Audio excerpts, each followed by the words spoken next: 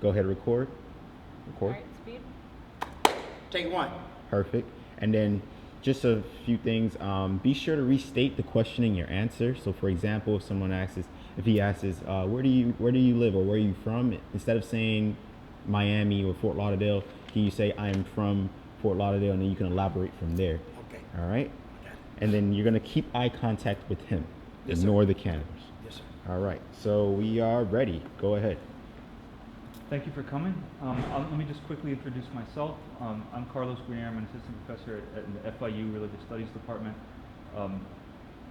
My colleague Iqbal Akhtar and I, having come to this mosque for several years, want to document the history of this mosque and document the sort of lives and experiences of people who are associated with this mosque, with this whole community, and get as many of your words as you can, as we can get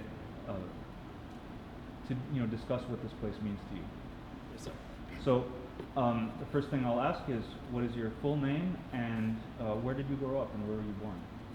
Thank you. And thank you for having me on the show. My name is Jarvis El-Amin, Jarvis Kareem El-Amin, and I was born and raised in a town called Dawson, Georgia, southwest Georgia. And can you describe a little bit about your early upbringing and try to, and then explain how you sort of encountered Islam early on in life? Yes, thank you. Yes, I grew up in this town, about 3,000 people, called Dawson, Georgia, Terrell County. And actually, it's the town that Otis Redding was born in. And Otis Redding was my mother's second cousin. Oh, wow. And also, the Muslims, under the leadership of the Honorable Elijah Muhammad and the Nation of Islam, they bought 5,000 acres of farmland in the farming community of Dawson, Georgia, a little area called Brownwood, Georgia. And they had a dairy there, they had a horse farm, they had a chicken farm, and they had crops and everything, had a canning factory. And they used to come down in the town part of Dawson every Saturday to get people to come out on the farm and pick beans and come go to work with them. I heard about it. I was 14 years old, and I went out there and picked beans. They was paying the most that area farmers were paying for picking a bushel. And so I took advantage of the opportunity to pick some beans and to earn some money. That's how I encountered with the Nation of Islam. And at that point, what were your impressions, and what made you interested in this community even more, because you kept going with them? That's a great question. What was interesting, I never encountered African Americans at that time, black people at that time, that was just so articulate, so disciplined, so guarded with their words, had a very high vocabulary. And I was just always intrigued by when they meet each other, they would say Assalamu alaikum. I used to ask them, what y'all say to each other? Is that a password? Y'all the only one can say that? Tell me about that. I want to say it when I see y'all too. And that kind of piqued my curiosity. And then one of the brothers that ran the canning factory invited me to at that time was known as a temple meeting. And they used to have a temple meeting on Wednesday, Friday, and Sunday. And they invited me. At the farm, they used to do it on Wednesday and Friday. In a little town called Albany, Georgia, 22 miles from Dawson. They did it on Sunday. So they invited me to come out on the farm on Wednesday night to be a guest of him at the Nation of Islam. And then what happened next? How did you continue your involvement with? Well, what happened next? I started going to the temple on Wednesday and Friday. Then I started going to the temple. The big day was on Sunday, 2 o'clock. You know, that's amazing for, at that time, I was a 14-year-old kid to see black people with suit and tie, sisters with all white on, with the hijab on, and being respectful, sitting separate from each other, because I grew up in the church. You know, everybody sat together. I see one side for the women, one side for the men, and they search you before you come in. And, you know, they have the blackboard up there with the American flag on one side and the star crescent on one side, and you know, this star crescent said, you know, this is the truth, blah blah blah, and slavery, suffering, and death, with the cross and the American flag. It just was intriguing. Wow. And being grown up in a segregated, racist town like the town I was born in, it piqued my interest real fast. And then at some point you found your way into Miami and into this community. And can you tell us about what brought you to Miami and how you became involved here? Yes, what happened is, so that same farmland, I met a brother moved to the farm, supporting the Nation of Islam. He was from Jersey, and he was getting ready to move to Miami.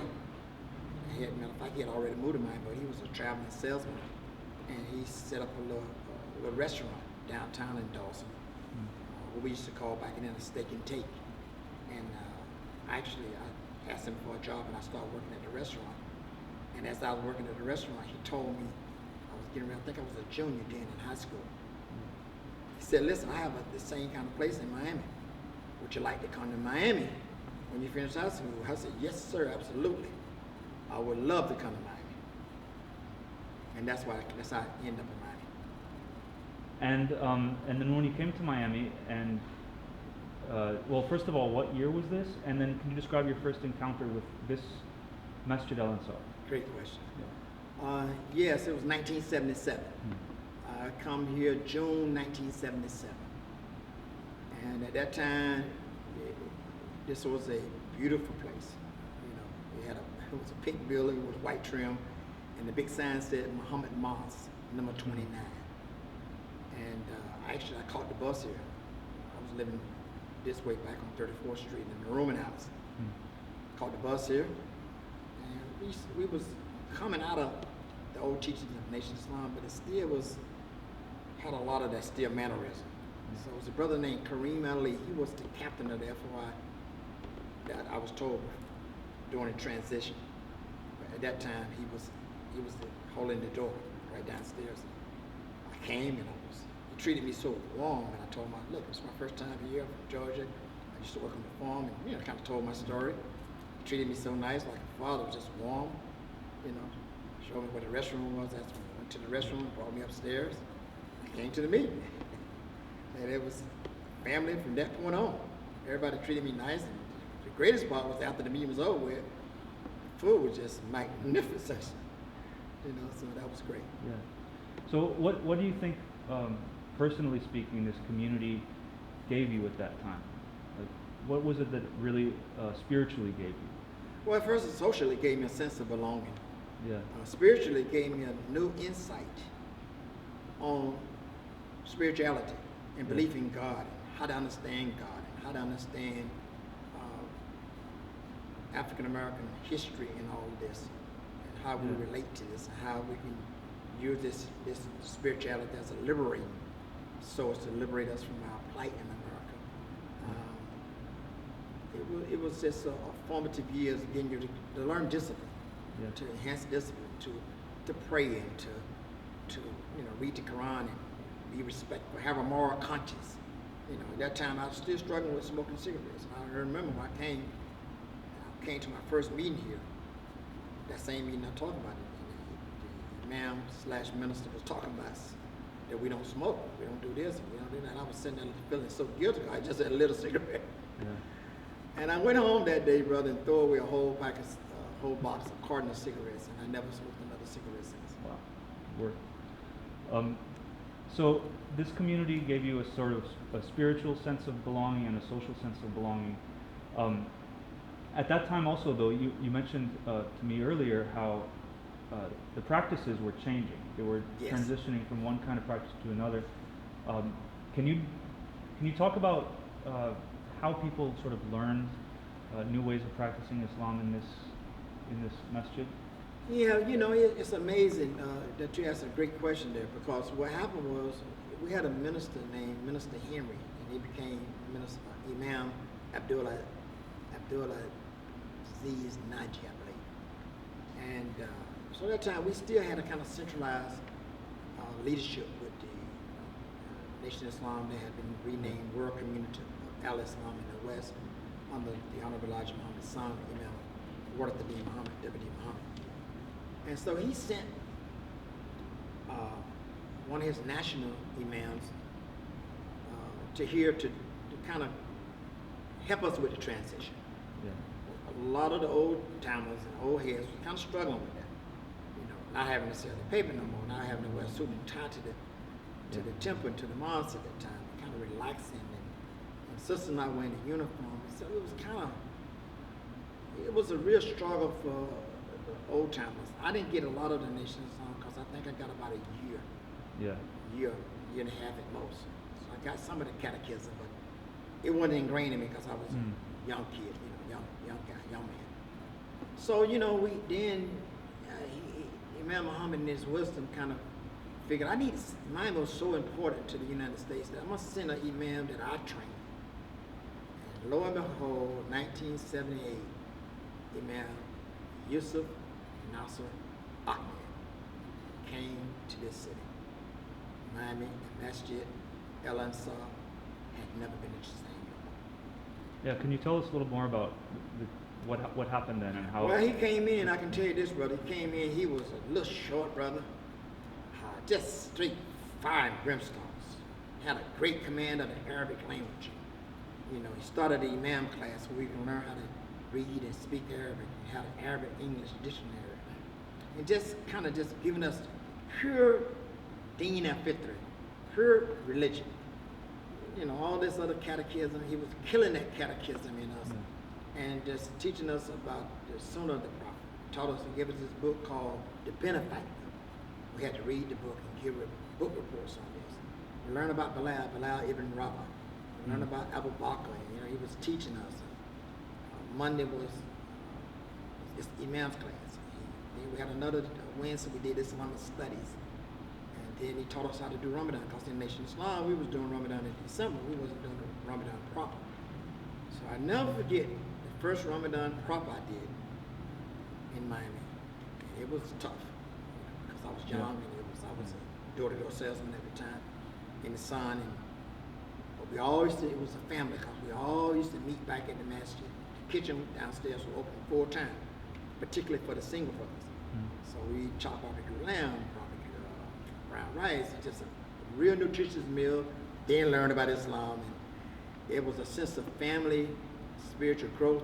His focus was moral character. Being moral, not doing things that was wrong, breaking that undercover immorality that was laced in the Nation of Islam prior to Imam Muhammad taking it, prior to 75. One thing I've always noticed in this community is that when people talk about those days, there's this real sense of family, that people around you were really family. Can you talk a little bit more about how you felt around the people? Yeah, being a 17-year-old young man when I come here, and I grew up without a father, Mikhail, brother Imam Nasser, Kareem Ali, another brother named Muhsin, like his brother here, his name was Muhsin Muhammad. And Abdul Muhsin know him very well. He was actually the brother who introduced Muhammad Ali to the Nation of Islam. But a lot of history don't talk about him. They give the credit to another brother that was the captain of the mosque, but it really wasn't him that actually fished him, what we call fishing him into the Nation of Islam. He was like a mentor to me, taught me how to sell, talked to the wholesale place. And they was always concerned about your well-being. So how you feel, my brother? Then they would pull you to the side. Everything all right? You working? Yeah. How's your livelihood? If you weren't working, they'll teach you how to get a product and go out here and sell it. They'll know somebody that's offering a job. It was just a real concern that I hadn't experienced that in the Baptist church. You come there on Sunday, you hear a good sermon, you eat the little crackers and you do all of that what you do, but no real concern. Where this was like family. They call you every day, not on just Friday. Every day we had a brotherhood, a sisterhood that was exciting. You love, just like the Prophet, peace be upon him. This was the center of activity. The masjid was the center of all your activities. So you came when you were young. You began to study here early on, and you really took to it. How did your role in this community grow and change over the course of the next 10 years. I 10 stayed 10 years. Yeah. I was here from 77 to 87. In 1987, I moved to Tampa.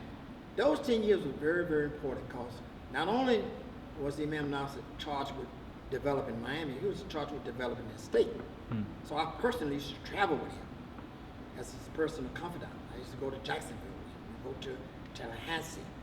Then we would go teach Islam on the street, get loudspeakers.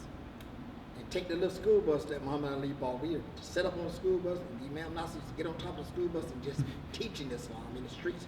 I'm talking about in the heart of the real dangerous ghetto now, Porcupine Project, and 61st Street, hardcore Liberty City, hardcore Overtown, hardcore Fort Lauderdale. Imam Nasser was a fearless leader. I remember one time we was in Liberty City on 61st Street. Mikhail was there, all the crew was there, whole Dawah team was there, and the dope boys was mad.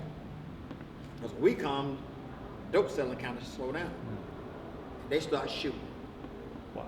And all of us, including me, tucked for cover behind the bus. Imam Nasser kept shooting, kept teaching. He did not miss a beat. That day he became my real hero. He come down off of there, I said, brother, you are very courageous. I said, and I was about 19 maybe, 20 maybe. I was scared to death. You know, I'm a little, Dawson, Georgia, I'm still a country boy. You know, I'm scared to death, brother. I'd never seen nothing like that in my life. You know, so we had then we used to go to the churches and had a church team that go there and talk about Islam in the church. We had a full life of social, business, entrepreneur life, and religious life. And I got interested in business. I ended up opening up my own restaurant. That's a whole other story. But I became a great entrepreneur in this time. Great. Okay, so we really unfortunately only have a couple more minutes. But I do want to close with one final question, and it's a little bit of a different topic. Okay. 20 years ago today was September 11th, and as you probably experienced yourself, this changed the attitude of a lot of Americans towards Islam, and opened the gates to various waves of Islamophobia. And how would you personally respond to that issue, the issue of Islamophobia, and how would you try to present a model of what being a Muslim is? Well, that's a great question, because at that time I had already left Miami and moved to Tampa, and I was a founding board member of the CARE Tampa, Council for Islamic Relations. I was a founding board member. I remember September 11 because there was an immigrant Muslim that used to always come on the corner where I used to be hanging out with a brother that used to sell clothes there. They all wear the turban, and the September 11 they was wearing the same Muslim throw and turban. Yeah. And it's changed a lot. My take on it, I remember I told the immigrant Muslims that I encountered today, and I jokingly said to them, y'all become the new Negro. Y'all become the new African American. Y'all gonna get some treatment like what we've been getting 437 years. I said, now's the time for us to present Islam in a correct image. Do more outreach and more dawah, but present it and be inclusive, not exclusive to Muslims, but be inclusive to the community. So in Tampa, we started doing a lot of dawah, a lot of interfaith, a lot of outreach, and start having classes with the political leaders about Islamophobia and all the discrimination that was being taken. I was getting double. I had a Muslim, my name is Leek, Jarvis Kareem Elami. I changed my name in 1978 in Miami, went before a judge. So they saw me, and when I started traveling after that, they take you into a room. If you was Ali, particularly, or Muhammad, and they got me too because of the Kareem. But when you travel during that time, they put you in a little room and ask you a lot of questions about different Muslim leaders and stuff. And so I thought it was a great day for us to increase our dawah efforts. I see. And 20 years later, we're better America in terms of diversity and inclusive because of that. All right, that was a wonderful answer. I think we have to end this now, but thank you so much for this, and we will produce an exhibition and some sort of film product and a book as a result of this interview and others that we'll conduct. So thank you so much again for coming. And thank you, and thank to Imam Nasser and his staff, Imam Mikhail, for allowing me to express something that's near and dear to my heart. Thank you.